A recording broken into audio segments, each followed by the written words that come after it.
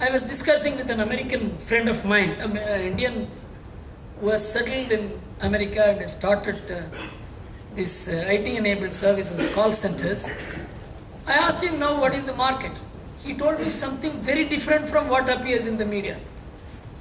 He said in America there is pressure on me to increase the Indian capacity because American companies cannot operate the American market under the stress conditions unless they offshore their jobs even more. I said, no, Obama says he will not he will not. He said then he has to offshore America itself. You know why? You accustom people to easy life.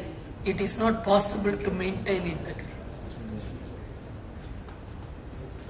In India, car production will go down. According to me, two-wheeler production will not go down. Cycle production will increase. You can understand, it's a diversified economy. If there are only car users in India, and they have all borrowed money and bought cars, they have all borrowed money and bought houses, and when the economy goes down, the cars will be returned to the financier, houses will be returned to financiers. And you know, 2.1 million families in America are living in garages and in cars.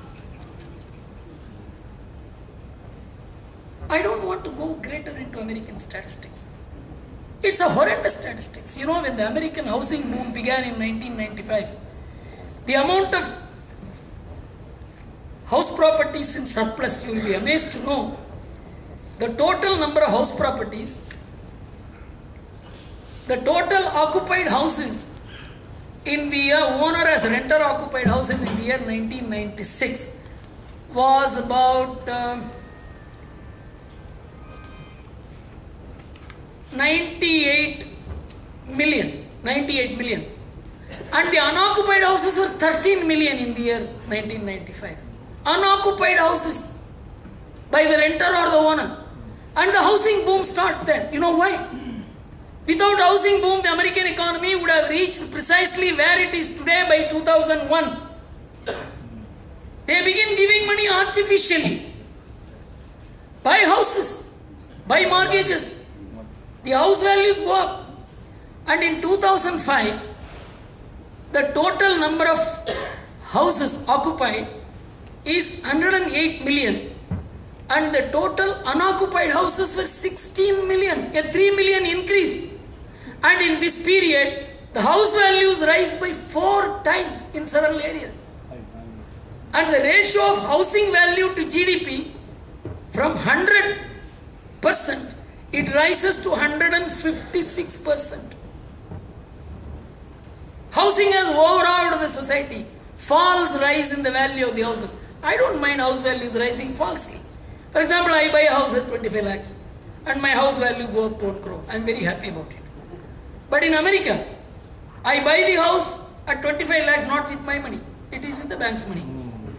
And when it rises in the next 4 years to 100 lakhs, 1 crore, I have paid in that period about 4 or 5 lakhs. So there is a debt of 20 lakhs outstanding on a value which the market has given of 100 lakhs. Then the bank comes to me and says, you have an equity of 80 lakhs. I will lend money against it. What am I going to do? Don't worry, just 2%. You take the money. First 2 years, I won't even charge any interest. You take it. What will I do with it? You know. Then the banks begin to sell in association with tourists. You know Macau? It's a beautiful place. You have never gone. If you don't take, your marriage will collapse. Your wife will be very happy if you take. 40 lakhs you spend. What is wrong about it? That is how people were made to spend money. People were turned into insolvents. The problem in America is the Indian women remain women. In America, women have also become men. Actually, it is a highly masculinized society, aggressive society.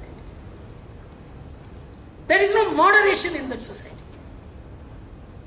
And that immoderate economics, profligate economics, expenditure-driven economics was held out as the model for the world.